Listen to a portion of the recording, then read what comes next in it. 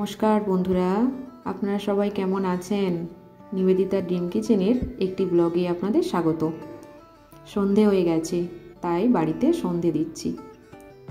অন্যান্য দিনের মতো আজকেও আমি একটি রেসিপি নিয়ে এসেছি। আজ আমি বানাবো গাজরের হালুয়া। আপনারা ভিডিওটি প্রথম থেকে শেষ পর্যন্ত দেখতে থাকুন। আমি চ্যানেলে নতুন, তাই যদি কোনো ভুল ত্রুটি হয়ে থাকে প্লিজ আপনারা ক্ষমা করে দেবেন।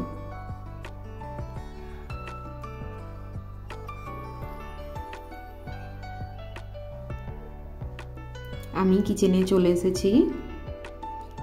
এটা বানানোর জন্য 250 গ্রাম মতো গাজর নিয়েছি। গাজরগুলো খুব ভালো করে ধুয়ে খোসা ছাড়িয়ে নিয়েছি।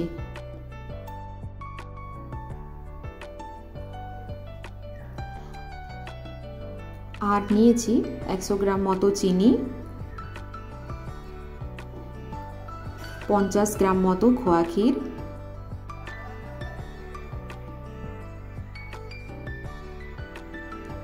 কিছু কাজু বাদাম, আর নেব অল্প এলাচ গুঁড়ো।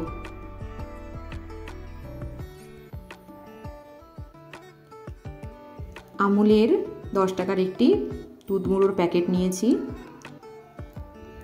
এখানে আমি আমুলের খোয়া ক্ষীরটা ব্যবহার করেছি। এই খোয়া ক্ষীরটা খুবই ভালো, আপনারা ইউজ করে দেখতে পারেন। আর নিয়েছি 50 গ্রাম মতো ঘি।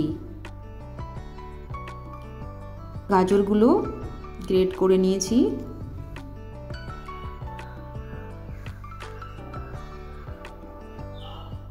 চুলোর মধ্যে কড়াইতে 50 গ্রাম ঘি দিয়ে গাজরগুলো ভালো করে ঘিয়ের মধ্যে মিক্সড করে নেব এবং খুব ভালো করে ভেজে নেব।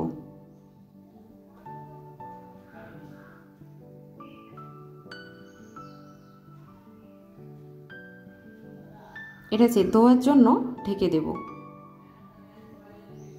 ততক্ষণে কাজু বাদামগুলো আমি ভেজে নেব।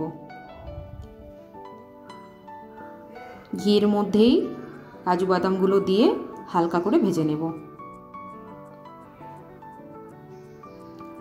কাজুগুলো ভাজা হয়ে গেছে।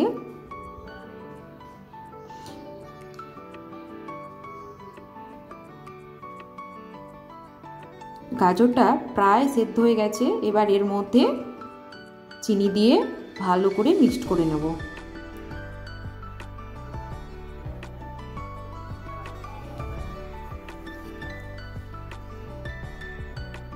আবার আমি ঢেকে দেব।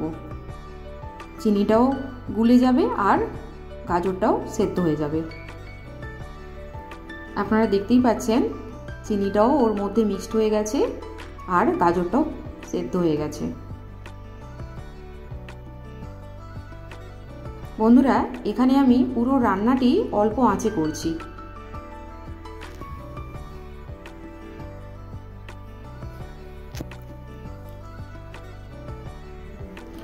এবার এর মধ্যে দিয়ে দেবো খোয়া ক্ষীর।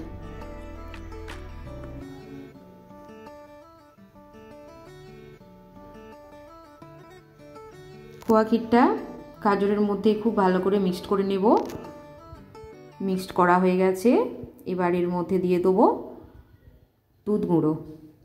এটাও ওর মধ্যে খুব ভালো করে মিক্সড করে নিয়ে এর মধ্যে এলাচের গুঁড়ো দিয়ে ভালো করে মিক্সড করে নিয়ে চুলা থেকে নামিয়ে গরম গরম সার্ভ করব।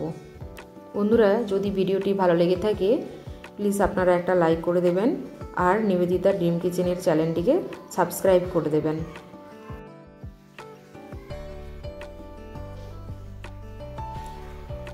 সুস্থ থাকুন, ভালো থাকুন, টাটা। আবার দেখা হবে পরের ভিডিওতে।